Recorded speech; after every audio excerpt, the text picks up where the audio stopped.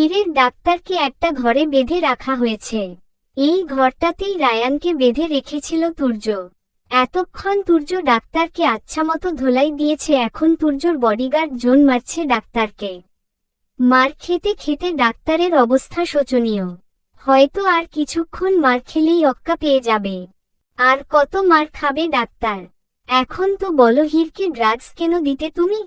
আর কতবার বলবো আমি শুধু টাকার জন্য দিতাম, আমার নিজের কোনো স্বার্থ নেই।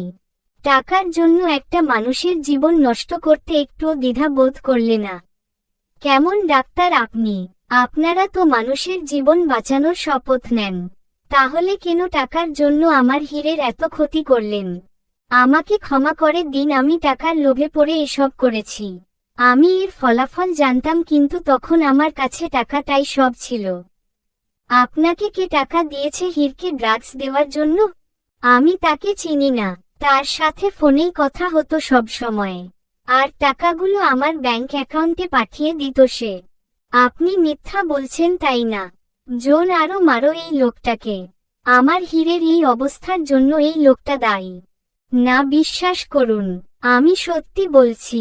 আমি লোকটাকে কখনো দেখিনি, তার নামটাও জানি না আমি। সে শুধু ফোনেই কথা বলতো। তার ফোন নাম্বার কোথায় পাবো? সে প্রাইভেট নাম্বার থেকে ফোন করত। ডামিট! দেয়ালে ঘুষি মেরে বলে উঠে তুর্য। চৌধুরী বাড়িতে রিসান আর হীরের সাথে গল্প করছে রায়ান আর রাহি। রায়ানের এই অবস্থা কিভাবে হলো সেটা এখনো হীরের জানা হয়নি, তাই ঘুরিয়ে পেঁচিয়ে বারবার জিজ্ঞেস করছে আর রায়ান তাকে চুপ করাচ্ছে। সার্ভেন্ট জুস সার্ভ করার সময় রায়ানের শার্টের উপর খানিকটা জুস পড়ে যায়। সেটা পরিষ্কার করতে রায়ান ওয়াশরুমের দিকে আগায়। তখনই তাফসি কলেজে থেকে ফিরে হুড়মুড়িয়ে ভিতরে ঢুকছিল। রায়ানের সাথে ধাক্কা খেয়ে তাফসি নিচে পড়ে গিয়ে কোমরে ব্যথা পায়। আই এম সো সরি পিচ্ছি। Are you okay? পিচ্ছি মানে কি? আমাকে কি পিচ্ছি মনে হচ্ছে? না মানে আসলে আমি দুঃখিত, মাফ করবেন আপু। আপু? এই আমি তোমার কোথাকার বোন? কি মুশকিল। আচ্ছা আমি সরি বলছি। আপু, পিচ্ছি, দাদি নানি কিছুই বলবো না। রায়ান তাসফিকে আর কিছু বলার সুযোগ না দিয়ে সেখান থেকে চলে গেল। তাসফি আর রায়ানের সামনাসামনি কখনো দেখা না হওয়াতে তারা একে অপরকে চিনে না। তাফসি কিছুক্ষণ রায়ানের দিকে তাকিয়ে থেকে তার ঘরে চলে যায়। এদিকে তুর্য হন্যে হয়ে সেই মাস্টার মাইন্ডকে খুঁজছে। প্রাইভেট নাম্বার হওয়াতে ফোন নাম্বারের খোঁজ পাওয়া যায়নি। একটা আশার আলো খুঁজে পেয়েছিল তুর্য, কিন্তু সেই আলো বেশিক্ষণ রইল না। চারিদিক অন্ধকার মনে হচ্ছে তুর্যর কাছে।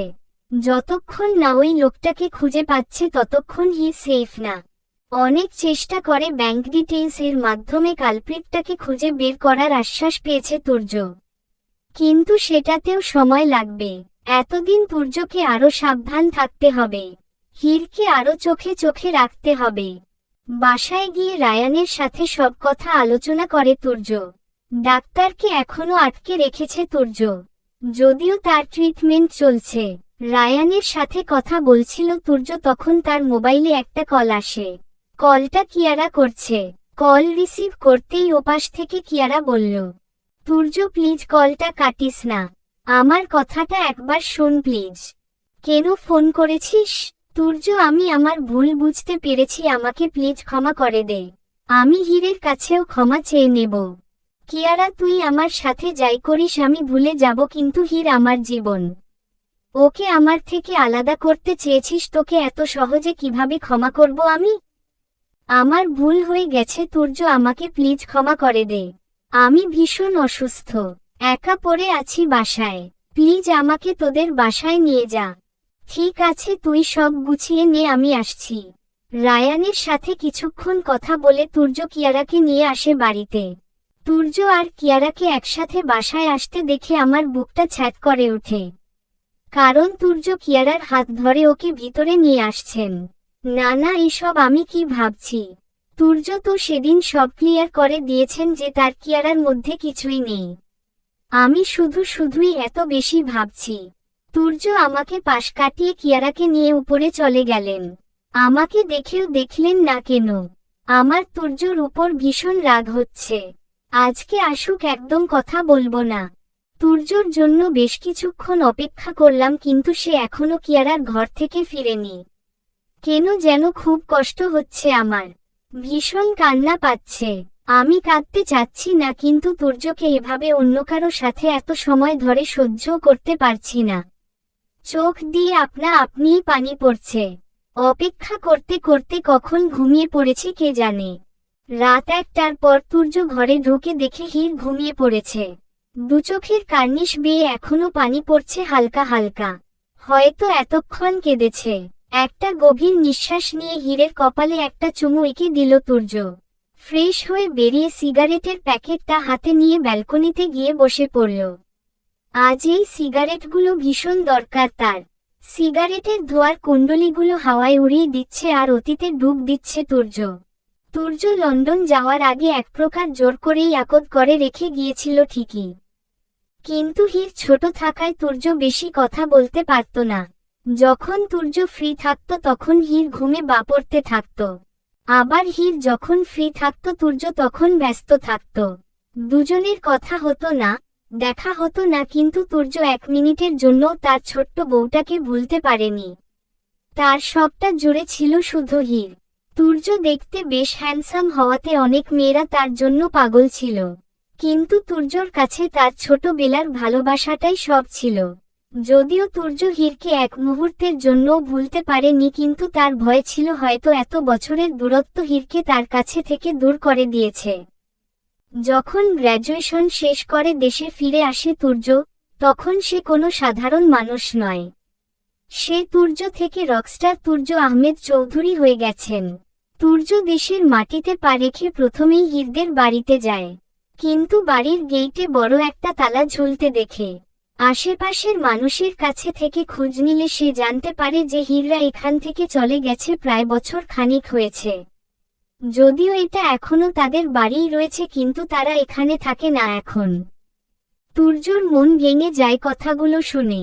প্রায় বছর 2 আগে শেষবারের মতো কথা হয়েছে হীরের সাথে তার, তবুও সেই কথা 5 মিনিটের মধ্যে সীমাবদ্ধ ছিল। কেন সিরাজ মাহমুদ তার পরিবার নিয়ে ঢাকা ছেড়ে চলে গেলেন সেটা তুর্য জানে না। তবে কি তারা তুর্য আর হীরের বিয়ের সম্পর্ক মানে না? তবে কি হীর তুর্যর জীবন থেকে দূরে সরে গেল? কথাগুলো ভাবতেই তুর্যর বুকটা ছ্যাঁত করে ওঠে। দুচোখের কার্নিশ বেয়ে জল গড়িয়ে পড়ছে। তুর্য কোনোমতে বাড়ি ফিরে গিয়ে সোজা তার বাবার কাছে চলে যায়। তার বাবার কাছে প্রশ্ন করে কেন সে তুর্যকে সবকিছু জানায়নি। তুর্যর বাবা তখন তুর্যকে সামলায় যে সব ঠিক আছে। সিরাজ মাহমুদের ঢাকার বিজনেসটা লসে যাচ্ছিল, যার জন্য তিনি সেটা বন্ধ করে চট্টগ্রামের বিজনেসটা সচল রাখার জন্য চট্টগ্রামে শিফট করেন। আর তুর্যকে জানানো হয়নি যাতে সে এসব ভেবে নিজের ক্যারিয়ার হ্যাম্পার না করে। বাবার এই যুক্তি মানতে তুর্যর ভীষণ কষ্ট হচ্ছিল, কিন্তু তার কিছুই করার ছিল না। দেশে ফিরেও সে তার হীরকে একবার দেখতে পারছিল না। কষ্টে যেন তার কলিজা ছিঁড়ে যাচ্ছিল। অতঃপর 3 দিন পর তুর্যর পরিবার হীরদের বাড়ির উদ্দেশ্যে রওনা হয়। এতগুলো বছরে তুর্য একবারের জন্যও হীরের ছবি দেখেনি, কিন্তু তার কল্পনার রাজকন্যার ছবি তার মনে আঁকা আছে। সেই ছবি দিয়ে সে তার পরীকে খুঁজে বের করবে। যদিও তুর্য প্রাপ্ত বয়স্ক, কিন্তু হীরের সর্বোচ্চ হলে 15 বছর হবে। তুর্য খুব ভালো করেই জানত হীর ওদের বিয়ের কথা নিশ্চিত ভুলে যাবে এতদিনে। আবার হীরের মন জয় করতে হবে তার, কিন্তু তাতেও তুর্যর কষ্ট নেই। হীরের জন্য শতবার শতরূপে নিজেকে প্রমাণ করতে রাজি সে। তুর্যদের গাড়ি হীরদের বাড়িতে পৌঁছানোর পর থেকে তুর্যর চোখ হীরকে খুঁজছে, কিন্তু কোথাও সে তার কলিজাকে খুঁজে পাচ্ছে না। আশেপাশে সবাই আছে, কিন্তু যার জন্য তুর্য বেকুল হয়ে আছে তাকেই সে পাচ্ছে না। তুর্যরা সবাই সিরাজ মাহমুদের বাড়িতে গেছে, প্রায় 1 ঘন্টার উপরে হয়েছে, তবুও হীরের দেখা নেই। তুর্যর যেন আর তরস হইছে না। সবাই গল্প করছে, কিন্তু তুর্য ছটফট করছে বসে বসে। তখন এক বুড়ো মহিলা তুর্যর কাছে এলো, আর তুর্যকে সাথে নিয়ে গেল একটু সাহায্য করার জন্য। একটা ঘরে নিয়ে গেল বুড়ি তুর্যকে। ঘরটা বেশ সাজানো গোছানো। তুর্য ঘরে ঢুকতেই বুড়ি দরজা লাগিয়ে দিয়ে তুর্যকে জড়িয়ে ধরে। বুড়ির এহেম কাজে তুর্য হতবাক। দুহাত উঁচু করে চোখ বড় বড় করে তাকিয়ে আছে সে, যেন ফ্রিজ হয়ে গেছে। কিছুক্ষণ এভাবে থাকার পর হঠাৎ বুড়ির হাসির আওয়াজ শুনে তুর্যর হুঁশ ফিরল। আরে হো দাদু, ছাড়েন আমাকে। কি করছেন? এই দাদু কাকে বলছেন? হো হো, আমি আপনার বউ। কি বলছেন দাদু? আমি আপনার বউ থুড়ি। আপনি আমার বউ কিভাবে? আরে হো রাম ছাগল, আমি দাদু হতে যাব কেন? আমি আপনার ছোট বেলার বউ হীর। হীর নিজের শরীর থেকে বুড়ির শাড়ি আর লাগানো পাকা চুলের উইকটা খুলে জোরে জোরে হাসতে লাগল। এখন তুর্যর চিনতে আর সমস্যা হচ্ছে না, এই মেয়েই তার হীর। তার ছোট হীর এখন অনেকটা বড় হয়ে গেছে, আগের থেকে আরো বেশি সুন্দর হয়েছে। গালের তিলটা সময়ের সাথে সাথে আরো কুচকুচে কালো হয়েছে। তুর্য কিছুক্ষণ স্তব্ধ দৃষ্টিতে হীরকে আপাদমস্তক দেখে নিল। এতদিন পর হীরকে সামনে তুর্য যেন বাকরুদ্ধ হয়ে গেছে। আচমকা তুর্য হীরকে বুকে জড়িয়ে নিয়ে চোখের পানি ছেড়ে দিল। হীরও পরম আবেশে তুর্যকে জড়িয়ে ধরল। কিছুক্ষণ এভাবে থেকে তুর্য হীরকে ছেড়ে একটু দূরে সরে দাঁড়াল। হীর ভ্রু কুঁচকে তাকিয়ে আছে তুর্যর দিকে। আপনি কি মনে করেছিলেন আমি আপনাকে ভুলে গেছি? অনেক বছর হয়ে গেছে, আর তুমি তখন ছোট ছিলে তাই ভেবেছিলাম। হ্যাঁ, সত্যি ভুলে যেতাম এতদিনে, কিন্তু আমার আর আপনার বাড়ির মানুষ আমাকে ভুলতে দেয়নি। মানে, প্রতি মুহূর্তে সবাই আমাকে তুর্যর বউ বলে বলে কানে পোকা ধরিয়ে দেয়। জানেন বাবা, আমাকে গার্লস স্কুলে ভর্তি করেছেন যাতে অন্য কোনো ছেলের সাথে আমার কথা না হয়। আই এম সরি হীর, আমার জন্য তোমার ভীষণ কষ্ট হয়েছে তাই না? আরে হো, কষ্ট হবে কেন? আমি তো আরো এনজয় করি এই জিনিসটা। আপনার প্রতিটা গান আমি শুনি, প্রতিটা কনসার্ট লাইভ না দেখতে পেলেও মিস করি না। প্রতিদিন কথা না হলেও ডায়েরিতে আপনাকে নিয়ে রোজ কিছু লেখা হয়। সামনে না দেখলেও আপনার ছবিটা একবার দেখা হয়। তুমি অনেক পেকে গেছো হীর। কি বললেন আপনি? আমি পেকে গেছি? আরে হো খচ্চর বেটা, তোকে ভালোবেসে ফেলেছি আমি। 15+ আমি ছোট বাচ্চা নই। অনেক কিছুই বুঝলেন? বুঝলাম। এখন আমাকে কিস করেন একটা। কি, তুমি এসব কোথায় শিখলে? টিভিতে দেখেছি। এখন তো শত কথা না বলে কিস করেন তো? একদম না, তুমি এখনো ছোট, একটু বড় হও তারপর করব। এমন করেন কেন? আমি তো আপনার বউ, একটা কিসও কি করবেন না? না, এখন কিছুই না। এখন তুমি পড়া লেখা করো আর একটু বড় হও, তারপর তোমাকে আবারও ধুমধাম করে বিয়ে করে নিজের কাছে নিয়ে যাব। হীর হালকা হেসে তুর্যর গালে একটা চুমু বসিয়ে দৌড়ে পালালো। তুর্যরা হীরদের বাড়িতে কয়েকদিন থেকে ঢাকাতে ফিরে এলো। হীর আর তুর্যর প্রতিদিন কথা হলেও তুর্য পড়ার কথাই বেশি বলতো। ভিডিও কল দিয়ে তুর্য হীরকে দেখত আর হীর পড়ত। এভাবেই সময় কেটে যাচ্ছিল। তুর্যর মাঝে মাঝেই শহরের বাইরে, দেশের বাইরে যেতে হতো। একদিন হুট করেই চট্টগ্রামে চলে যায় তুর্য হীরকে সারপ্রাইজ দেওয়ার জন্য। হীরের কলেজের সামনেই দাঁড়িয়ে ছিল সে। হীর ক্লাস শেষ করে বের হলে হীরের একজন ক্লাসমেট ওকে রাস্তায় প্রপোজ করে। কারণ কলেজে কেউই জানতো না হীর বিবাহিত। সবার সামনে এভাবে হীরকে প্রপোজ করায় তুর্যর মাথায় রক্ত উঠে যায়। ডানে বামে না তাকিয়ে সবার সামনে গিয়ে ছেলেটাকে আচ্ছামতো ধোলাই দেয় সে। তুর্যর মার খেয়ে ছেলেটা কোনোমতে জীবন বাঁচিয়ে পালায়।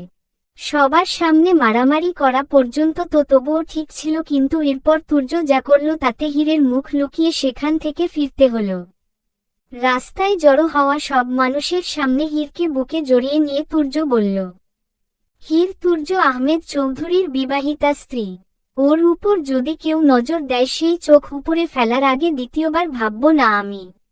এরপর থেকে সবাই কথাটা মাথায় রাখবেন। তুর্য রেহেম কাণ্ডে হীর মাথায় হাত দিয়ে দাঁড়িয়ে আছে, আর বাকিরা সবাই মুখ হা হয়ে দাঁড়িয়ে আছে। রকস্টার তুর্যর বউ তাদের ক্লাসমেট ভাবা যায়।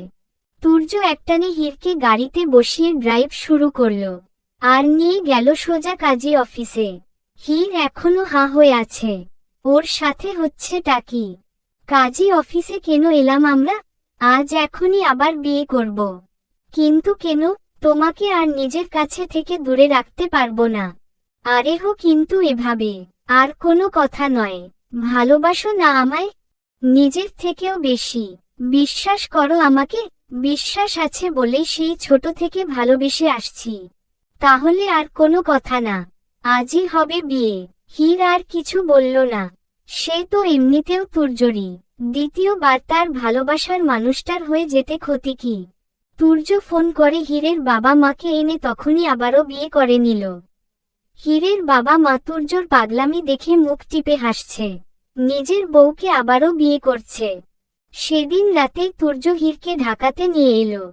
নিয়ম অনুযায়ী সেদিন তুর্য আর হীরের বাসর রাত ছিল, কিন্তু ওদের ফিরে আসতে লেট হয়, যার জন্য হীরের বাসর করার স্বপ্ন মাটি হয়ে যায়। চৌধুরী বাড়িতে সবাই তুর্য আর হীরকে একসাথে অবাক হয়ে যায়। কিন্তু হীরকে নিয়ে তুর্যর পাগলামির কথা সবাই জানে, তাই তেমন ভাবে কেউ রিয়েক্ট করে না। পরদিন সকালে তুর্য জানতে পারে তার মিউজিক ভিডিওর জন্য তাকে জরুরি ভিত্তিতে দেশের বাইরে যেতে হবে। যদিও তুর্য রাজি হচ্ছিল না, কিন্তু তুর্যর বাবা তাকে রাজি করান যাওয়ার জন্য। তুর্য রাজি হলেও তার মন মানছে না হীরকে এভাবে রেখে যেতে। কিন্তু কিছুই করার নেই, চলবে।